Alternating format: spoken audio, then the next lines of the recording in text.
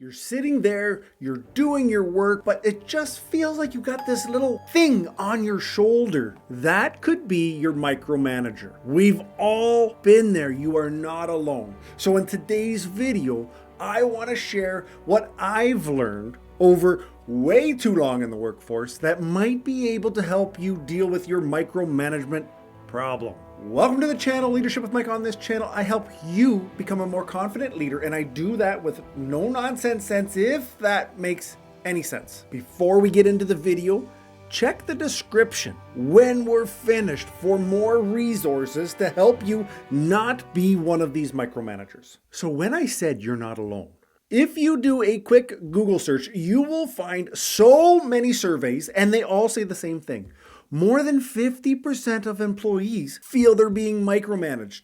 That is a problem. Now, how do you know if you're working for a micromanager? Have you ever been told to, just make sure you dot the I's and cross the T's? That is coming from the heart and soul of a micromanager. Now, the thing is, a micromanager, they may not actually know they have a problem. They may just be control freaks. It's not that they don't trust you. It's not that they don't think you can do the job. It's that they can't get their grimy hands off of your work. They feel like they have to have a pulse on what's going on. They may also feel the need to show their authority. And the only bright idea they come up with is that if they are around you and they are meddling in what you're doing and they're telling you to cross your T's and dot your I's, that they are showing you that they are in charge. But that couldn't be further from the truth. Because here's the problem with being a micromanager. Here's the problem with having a micromanager. This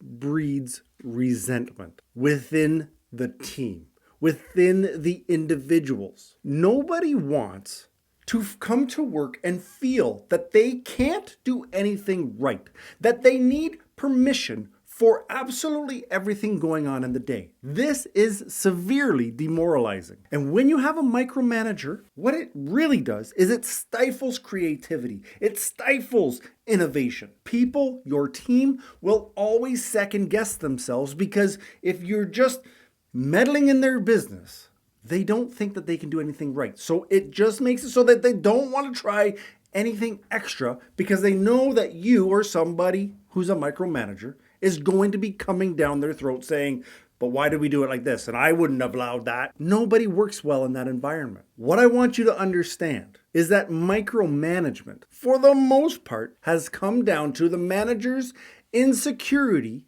about themselves, their ability to lead.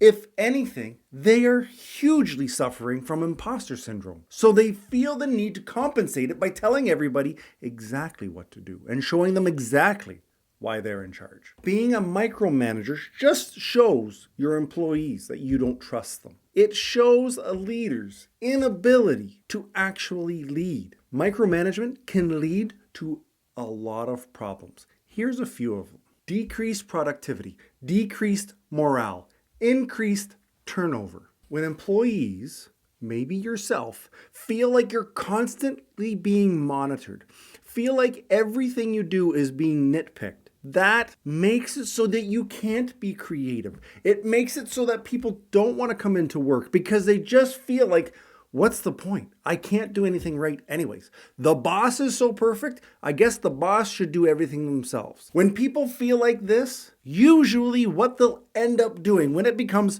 so uncomfortable, so unbearable that they don't want to deal with it anymore, what they do is they move on. That's what happens. When people, your team, don't feel like they're appreciated, don't have the freedom to have ideas and share and do the job that they were hired to do, they will look elsewhere.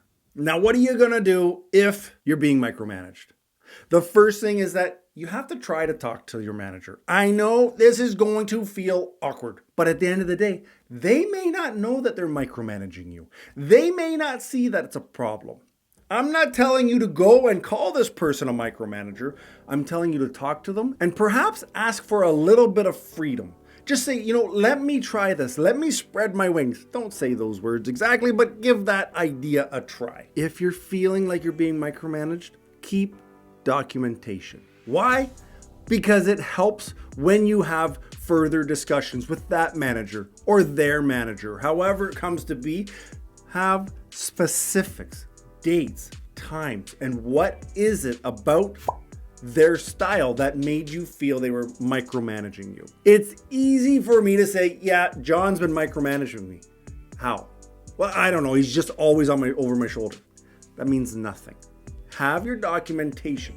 This isn't to have like a snitch sheet.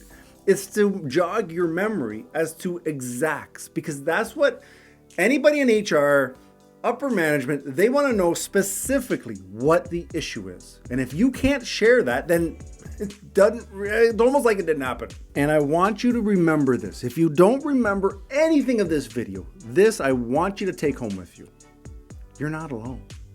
Micromanagement is a word because it happens, because people lead that way. And I want you to understand that majority of the time, if you are being micromanaged, it's not a you problem. It's a them problem. They are insecure. They don't feel confident in how they're doing the job. They may not feel that they even know the job. So they overcompensate by picking on somebody else or making somebody else, you, feel like you're not fully competent in your job. Because if you feel that way, you may look to them like they know what they're doing. Now, when you have to talk about this, when you feel the need to get it off your chest, make sure you're calm. Make sure you're collected. Make sure you have the documentation in place. Now, it's possible that your micromanager isn't even the biggest problem. It could be, like in this video, where your job, the actual job, is sucking the life out of you. And if that's the case, get your coffee, go watch it, because I share how you can reframe things so that you can succeed at work, even if at the moment it's sucking the life out of you. I'll see you there. Ciao.